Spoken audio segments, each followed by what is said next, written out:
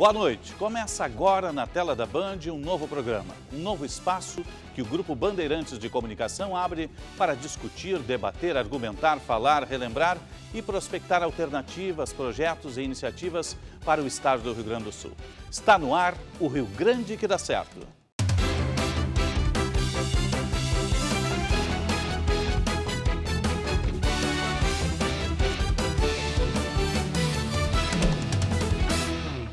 Todos os sábados, às 10 para as 7 da noite, um convidado estará conosco para propor ideias e alternativas para o Rio Grande do Sul economicamente dar certo.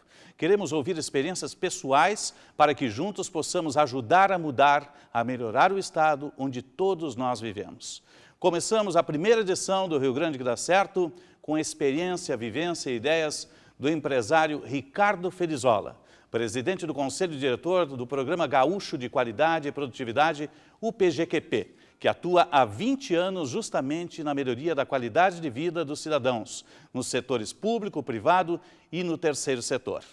Conosco neste debate os jornalistas do Grupo Bandeirantes, Afonso Ritter, comentarista das rádios da Band e da Band TV, Renato Martins, diretor de jornalismo do Grupo Bandeirantes de Comunicação. Boa noite, empresário Ricardo Felizola. Boa noite, Osíris. Quero encaminhar a primeira pergunta pela linha do PGQP, que é referência em todo o país. Qual é a grande dificuldade do PGQP para fazer a migração do privado para o público?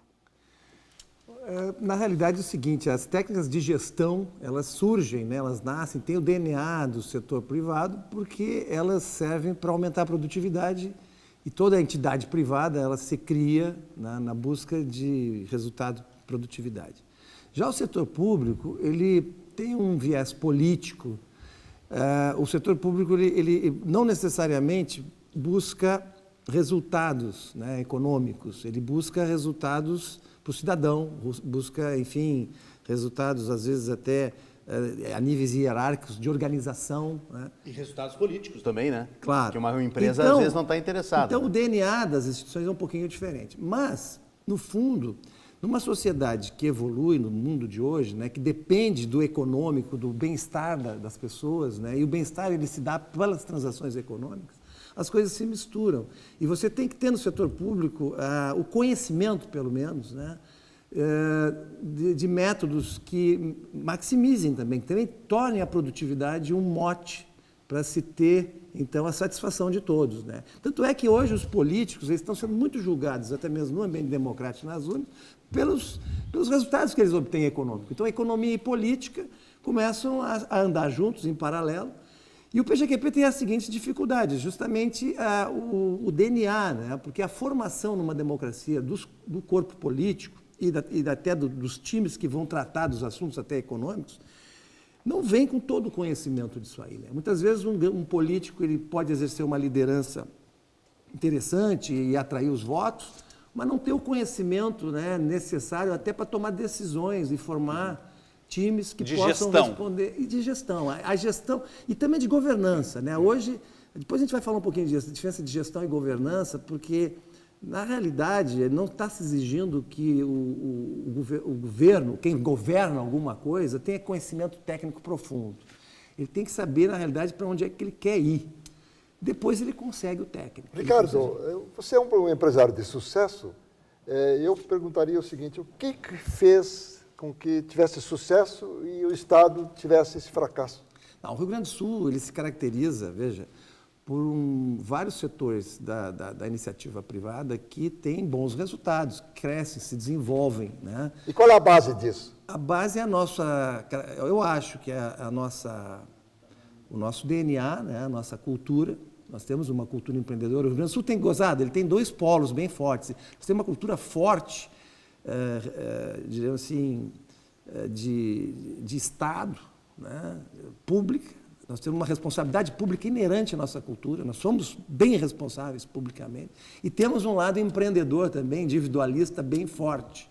Isso cria uma certa polaridade no Estado interessante, né? Porque a gente tem que aprender a trabalhar com esses dois polos. E o Rio Grande do Sul é um Estado sempre de dois polos, né? Grenal, né? Nós somos um Estado grenal. Mas temos isso muito forte e bom, e pessoas bem intencionadas em ambos os lados, né? E Agora, o nosso sucesso empresarial privado se deve sim ao nosso povo, à nossa cultura, aos nossos imigrantes que vieram para Caxias, que estavam aqui nas lutas ainda na época como portugueses, açorianos, depois os alemães e depois italianos. Eu tenho um sucesso particular, digamos, do grupo que preside. O meu sucesso é Da Altus, né? Altus, HT Micron, né? E ainda veja bem, né? eu acho assim, Fora o PGQP, eu explorei até de Fieres. forma demasiado o meu lado empreendedor, eu diria. Tá? Na realidade, eu tive uma formação, eu me formei muito cedo, muito jovem, com 22 anos, e eu não sou de família de empresários, empreendedores. Muito pelo contrário, meu pai era funcionário público, se aposentou pelo Estado, aqui foi engenheiro da CE. E eu despertei esse lado empreendedor dentro da universidade, num ambiente de tecnologia, que eu tive a felicidade de viver, criado na época até da ditadura militar, numa ideia de nós ter uma certa capacidade na área de eletrônica. Eu estava tirando engenharia eletrônica e aquele ambiente me despertou para o empreendedorismo, para empreender. E eu sou autodidata em termos de empreendedorismo, eu não sou filho de empresário. Fez mestrado, né? Eu fiz mestrado na área técnica, em ciência da computação, mas isso era o meu lado técnico. Na parte de empreendedorismo, empresa, capitalismo, essas coisas hoje que mais ou menos eu aprendi, levei 40 anos para aprender, eu fui meio autodidata, sabe? No empirismo? No empirismo, mas também com muito network, tendo muita possibilidade de viajar, de conhecer amigos, de tutores, pessoas que hoje são muito amigos meus, que vieram me ensinar coisas. E na realidade, eu sempre fui assim, eu me considero, quer dizer, meu sucesso é de empreender, de fazer coisas novas. E a gente fez bastante coisas aí. E o seu segmento, especificamente, é um segmento de sucesso hoje e que talvez seja uma salvação, até um dos polos de salvação para o Rio Grande do Sul, que é a tecnologia. Por que isso? O Rio Grande do Sul porque tem uma história isso, né? Nós temos aqui boas universidades. A nossa Universidade Federal, ela sempre foi parceira de alguns projetos de governo até no Brasil, né? do Estado empreendedor. E essa área de informática, que teve políticas que podem ser muito contestadas, né? Reservas de mercado, enfim, políticas que o Brasil tentou sempre pegar oportunidades, ela criou situações que, pelo menos para mim, me despertaram. E, a partir da Universidade Federal do Rio Grande do Sul, se cria uma PUC também, que vem nesse bojo, se capacita nessas áreas de tecnologia, faz aí o Tecnopuc, que é um sistema extremamente moderno de junção de atividades privadas, de indústrias de ponta, com universidade. Depois se cria lá em São Leopoldo a Unicinos, o Tecnocinos, que também hoje são... Nós temos 2 centros aqui no Rio Grande do Sul de tecnologia admiráveis. Que se multiplicaram pelo Estado depois, né? Eu posso dar um depoimento assim, eu recebi recentemente no meu negócio, na HT Micro, nós fazemos memórias para computadores e para... Vamos começar a fazer para esses smartphones. Nós recebemos a visita do pessoal da Apple, tá? Caras que nunca tinham vindo ao Brasil, vieram a São Leopoldo nos visitar, numa visita de crítica. Sujeitos vieram aqui para não fazer, entende? Eu vou lá porque, em primeiro lugar, são pessoas que hoje trabalham fundamentalmente com a Ásia. Toda a indústria de smartphone ela está justamente no lado oposto do mundo e tinham que vir a esse lugar aqui que é o... Pô, nós vamos ao Rio Grande do Sul, a São Leopoldo, visitar uma fábrica de memória. E eles vieram assim com aquela predisposição a não qualificar, porque era uma visita de qualificação. Né? Me lembro, 3 engenheiros. Né? Bom, quando eles chegaram ali, viram o prédio da HT, eles já tiveram o primeiro choque. Puxa, mas é uma fábrica pelo menos bonita essa fábrica é, né? E moderna, porque realmente ela é uma das mais modernas aí, né, nessa área aqui do Hemisfério Sul. E eles tiveram a primeira boa impressão, mas a impressão boa que eles tiveram mesmo, depois de muita conversa, é que nós estávamos num centro, num polo, num parque tecnológico, junto à universidade. Eles fizeram questão de visitar o reitor e transformaram a visita num case. Disse, olha, sabe, na América do Sul, lá no sul do Brasil, eles têm o que mais ou menos nós temos aqui no Vale do Silício, o mesmo tipo de conceito. Hoje nós temos uma Stanford junto àquelas empresas todas que se formaram ali. Por que o sucesso da HT Micron não se espalha para outros players, aqui mesmo do Rio Grande do Sul, na mesma medida? Porque a HT Micron hoje é um player internacional. Né? Veja, o cenário, o que está errado? Veja bem, a HT Micron ela é uma startup, só para deixar claro, grande, né? Uma startup grande. Ela existe por causa disso. Ela existe porque no Brasil se monta muita eletrônica, seja no Sudeste, seja em Manaus, né? Televisão, a parte de eletrônicos no Brasil tem uma política que fez o Brasil. Então, é muita gente trabalhando, é muita engenharia de produção. A engenharia de produção não tem nada a ver com a engenharia de desenvolvimento. O Brasil tem alguns pontos, alguns polos de capacidade de engenharia de desenvolvimento, né? Desenvolver o produto, desenhar o produto. Produzir o produto é outra coisa. O produto já vem desenhado e você só produz. Mas, concomitante a isso, né, nós aqui no Rio Grande do Sul, quando viabilizamos o projeto da HT, foi por mérito do Estado. Veja bem, eu sou gaúcho, eu tenho um sócio coreano, o meu sócio fez questão de nós percorrer todo o Brasil para dizer onde é que ia ser a fábrica. E eu tive a influência de mostrar, talvez, melhor o Rio Grande do Sul, porque eu conhecia mais o Rio Grande do Sul, só essa influência. Porque nós tivemos em São Paulo, nós tivemos em Manaus e nós tivemos em Belo Horizonte, não, naquela região ali, é uma região perto que tem de Belo Horizonte. E o Rio Grande do Sul venceu a concorrência naquela época, tá? E venceu e continuou vencendo com todos os outros governos. Todos os governadores, nós começamos no governo da Ieda, depois o Tarso, que ajudou muito, e agora continuamos com todo o apoio, né? E esse apoio não é da pessoa do governador, é do Estado, é uma coisa de Estado, né? E vem muito por isso, pela capacidade que o Estado teve de desenvolver essas condições perto de suas universidades. Observe que eu falei da URGS num primeiro momento, mas logo em seguida falei dos dois polos privados. E isso está acontecendo no Estado. Tanto a Unicinos como a PUC, como outras universidades privadas, elas estão, se associando à Universidade Federal, que tem suas características, mas, no seu ponto de vista da proximidade com a iniciativa privada e com as empresas, estão criando muitas inovações. Mas tem o segmento aí também tem uma demanda muito forte também, isso ajuda, né? Tem a oportunidade, porque... O segmento está surfando aí, né? Veja, o que acontece é o seguinte, esse é um setor diferenciado.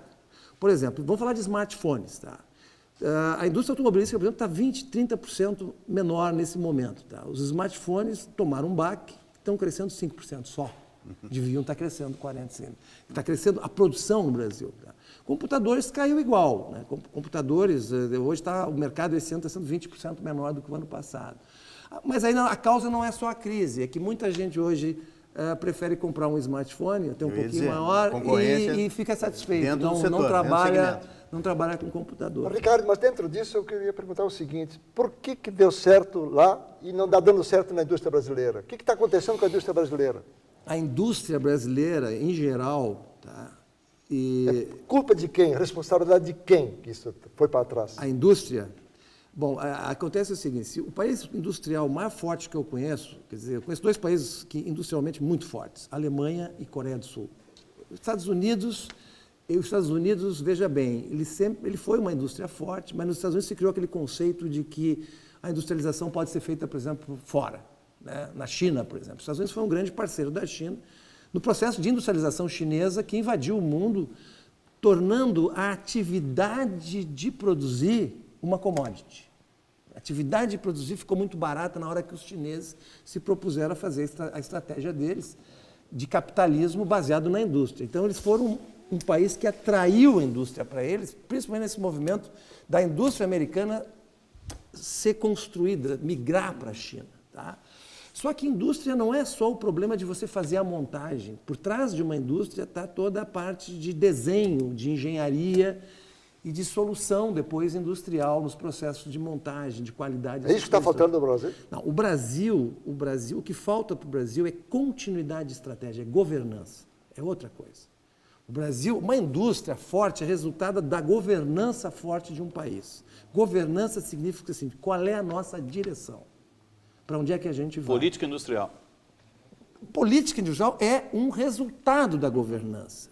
O Brasil, veja, no Brasil, vou te dar, onde é que onde é que tem as crises de governança no Brasil? Primeiro, na transição do governo militar para a democracia. Tá bom, então parece assim, vamos em direção à democracia. Mas que direção é essa? Democracia é o quê? Se eu chegar lá, o que é que eu ganho?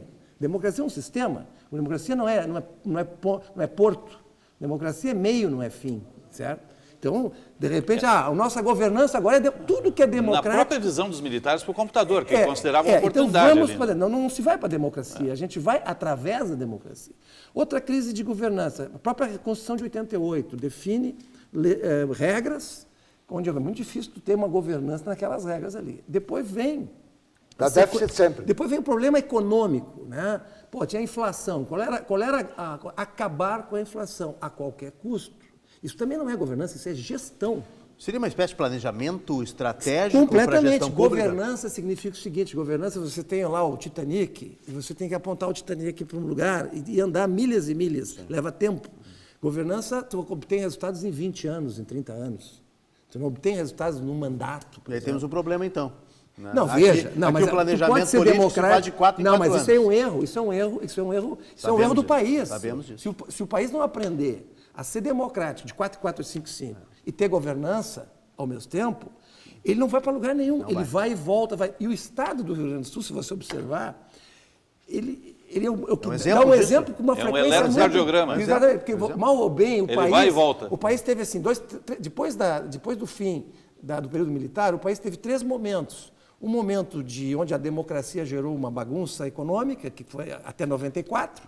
Em 94, o país rumou, pelo menos com uma estabilidade, para um tipo de direção. E quando aquele governo caiu e entrou o governo do PT, foi para outro tipo de direção. Então, vem cá, qual é a direção que nós vamos? Vamos para cá ou vamos para cá? Porque se você faz isso, a resultante dá um negócio meio complicado. E você aqui vai no Rio para um lugar Grande que não quer. é E no Rio Grande foi 4 em mais 4. ainda. Foi mais ainda. Então, 4 em 4. então, o tema aí, por que a nossa indústria é penalizada? Porque ora não tem política industrial, ora senta na cadeira um ministro que sabe muito, ora senta na cadeira um ministro que sabe pouco. E você vê Mas o meio... por que essa dependência tanto do governo aqui no Brasil? Em outros países não é tanto Aí assim. sim, você falou em culpados, tá? Culpados... É herança portuguesa ou por quê? Não, é que eu acho assim, ó, eu acho que a gente é um país muito jovem, tá? Nós somos jovens, tá? E todo jovem comete erros. E principalmente o jovem tem o seguinte problema, eu estou chegando a essa conclusão porque eu estou deixando de ser jovem. O jovem não vê o valor do tempo, porque ele não viveu aquilo ali ainda. Entende? Então, ele tem que viver períodos para começar a dizer assim, por que deu errado? Pô, deu errado porque há 15 anos atrás eu fiz uma coisa que deu muito errado e eu estou colhendo agora. Aí o jovem aprende, aquele que viveu 15 anos ele aprende assim, pô, tem coisas que levam 15 anos para dar certo, 20 anos para dar certo. Mesma coisa um país. Quer dizer, o país é assim, pô, eu fiz esse negócio aqui e deu muito errado. Então, não se discute mais o que deu errado. Então, acho que, vou ver, tem certas coisas que aconteceram nesse último governo, né, que a gente achou até que, pô, parece que vai dar certo, mas aí a gente, pô, mas deu muito errado, nunca mais nós vamos fazer isso. Então, e nós temos que nos preparar para fazer. No caso do Rio Grande, nós estamos há 44 anos fazendo a receita por errada, exemplo, gastando mais do que Vamos falar um arrecadamos. pouquinho de produto interno bruto. A gente tem uma matéria do Felipe Peixoto que justamente traça um cenário a partir daí do Rio Grande do Sul e outros estados. Vamos ver. Os gaúchos são donos do 4º maior PIB, Produto Interno Bruto do país, usado para avaliar a riqueza de uma região. Mas os cofres do Estado estão vazios. Se fosse uma empresa, já teria ido à falência. Por 4 décadas, o Piratini gastou mais do que arrecadou. Mas para este economista, a crise piorou com os reajustes concedidos nos últimos anos para os servidores. Você criou despesa com índice de crescimento muito maior que o provável crescimento da receita. Você criou despesa permanente sem recurso permanente. O Rio Grande do Sul tem a maior dívida em comparação com a receita. O montante devido equivale a mais de 200% do orçamento mensal. Se o Estado fosse um trabalhador, ele estaria com 2 meses de salário comprometidos. Minas Gerais tem a 2ª maior dívida, seguido de Rio de Janeiro, Alagoas e São Paulo. Com exceção do estado nordestino, os mais endividados também são os estados mais ricos do país. As contas do Rio Grande do Sul foram bloqueadas pelo Tesouro Nacional no dia 11 de agosto, depois que o estado deixou de pagar a parcela mensal da dívida. Todo o dinheiro que entrou para o cofre público gaúcho foi direto para o bolso da União, que só desbloqueou 9 dias depois, quando a parcela foi quitada. Foram transferidos 264 milhões. Com a conta liberada, o governo estadual já tem suas prioridades. Nós vamos pagar primeiro aquelas obrigações que dizem respeito às situações especiais e emergenciais do Estado. Por exemplo, vale alimentação, diárias, vamos pagar alimentação para os presidiários, combustível para a Brigada Militar, todos os tributos, incluindo PASEP, INSS e IP. Mas logo começa um novo dilema: como pagar salários e contas no mês que vem. Como os recursos são escassos, todo aquele recurso disponível vai ser direcionado para o pagamento dos servidores, em detrimento do pagamento da dívida. O governador José Ivo Sartori entregou na última quinta-feira na Assembleia Legislativa o projeto que prevê o aumento de impostos para ampliar a arrecadação e aliviar os cofres públicos. O remédio é amargo, muito amargo, eu sei, mas o Estado está na UTI. E esses momentos exigem verdade. O público estourando no privado, porque na sequência nós teremos aí a avaliação da Assembleia de um pacote de impostos. Como é que dá para analisar isso? Bom, na realidade, eu sempre me comparo o Estado a uma organização qualquer, né? A solução de uma crise numa organização, numa empresa, não é aumentar o preço do produto. Principalmente se o produto já não é muito bom. Então, aumentar impostos pode te mexer no teu caixa, eventualmente por um cálculo, né? Que imposto, o nome já diz, está imposto a algo que você é obrigado a pagar. A empresa está em crise e ela diminui os custos, é isso? A empresa, quando está em crise, ela procura lançar um produto melhor, com mais Mais barato. competitividade, né? Por que não baixar os impostos? Dá o desconto, Pensar né? em baixar os impostos, pode ser que a receita aumente. Para arrecadar mais. Canoas fez isso no início do Exatamente. governo Jair Então, Jorge. né? acontece Diminuir a sonegação. que aí tem que ter uma coragem maior ainda, né? Quer dizer, eu tenho que ir mais fundo no meu problema, eu vou ter mais problema de caixa, mas eu baixei os impostos. Eu atraí mais empresas e talvez o retorno. Então, isso é uma coisa muito, muito relativa. Não é solução aumentar impostos. Isso que bate. E de quebra terá ainda um ganho político. Eu né? particularmente, eu No digo assim, caso. quem está naquela cadeira tem que fazer várias coisas, tá? E se fala, todas as manchetes dizem assim, com esse aumento de impostos, o Rio Grande do Sul vai colher 2 bilhões mais. Bom, 2 bilhões não vai resolver o É problema. 2 folhas de pagamento. E é porque nós temos um déficit aí de 5, 6 bilhões e o ano que vem vamos ter um outro déficit. Bom, então isso não vai resolver. Então, pode resolver o seguinte, eu achei 2 bilhões, aumenta os impostos, mas acontece que esses 2 bilhões, se nada acontecer de bom ao lado, vira 1,5 bilhão no outro ano, porque as empresas vão embora. O sujeito que está vendo que aqui o custo de vida está mais caro por aumento de impostos e por menos quantidade de oferta, vai para outro estado aqui do lado, migra. Então, nós vamos ficando mais pobres. Então, o problema não está exatamente aí. Eu não estou dizendo que não se deva fazer algo para arrecadar mais recursos da sociedade. Algo não definitivo, algo emergencial. Né? Emergencialmente, eu vou querer que todo cidadão gaúcho pague 10% a mais da sua renda para ajudar o Estado em 1 ano e meio. Pois deu. Uma crítica é que o projeto define o aumento da alíquota do ICMS sem um tempo definido. Se fosse por um tempo para pagar ICMS, você seria a favor? Eu seria a favor. Eu posso governo ter Rigoto foi algo... assim. Porque qual é o produto aí, então, que eu estou colocando? Eu estou botando o produto do futuro. Uma empresa pode dizer para um cliente o seguinte, olha, eu vou te cobrar mais para eu sobreviver, certo? E tu vai me ajudar agora, para que no futuro a gente possa, então, dar as vantagens da recuperação desse Estado tão promissor. Ricardo, qual é o plano B seu B de quê? para o Estado? O plano B, não, o plano B, o plano A não está colocado ainda. Eu ainda dou um crédito para o nosso governador e para a equipe dele, porque está botando o plano aos poucos, certo? O plano B, não há plano B nesse caso. Nós temos que ter um plano. Nós temos que envolver. Nós temos que envolver o seguinte: nós temos que envolver toda a sociedade gaúcha na solução. Mas isso não é problema do governador Sartori, não é meu problema, não é teu problema. É de todos. É nosso problema. A gente está no final do programa, o seu nome chegou a ser cotado para secretariado. O seu nome chegou a ser cotado para o secretariado de Sartori. Foi contactado, aceitaria, não aceitaria, por que não aceitou? Cada um tem sua missão na vida, né? A minha missão para o Rio Grande do Sul é fazer a função que eu sei fazer. Eu sou empresário, eu sou do setor privado, eu ajudo, eu pago os impostos, e sempre que me chamam eu procuro ajudar. E nós, através do Programa Gaúcho da Qualidade Produtividade, estamos tentando ajudar ao máximo naquilo que a gente pode ajudar da forma de maior valor para contribuir. Tá? Acho que a função... houveram, e eu acho que o secretariado está muito bem nominado no Rio Grande do Sul. Agora, eu como empresário, tenho ajudado tudo que eu posso. E eu acho que os nossos cidadãos, nós estamos com um problema, pessoal. Nós estamos num barco que não tem cabine onde alguém se salve, entende? Não, essa cabine aqui está tudo bem. Porque mesmo as empresas que estão indo bem, as empresas privadas, elas poderiam investir mais no Estado, mas elas procuram alternativas. Porque o empresário... Tem que ter o cenário para Exato. isso. Então, o que acontece? Nós temos que fazer algo para fazer a mudança estrutural, temos que convencer... o problema de impostos é um problema de receita. Se nós precisamos aumentar a nossa receita numa época de crise, que seja por exceção, é uma exceção, porque tu pode fazer uma lei de exceção. Sim.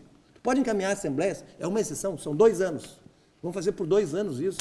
E aí, puxa por 2 anos o que tem que ser puxado. Esse é o seu plano B.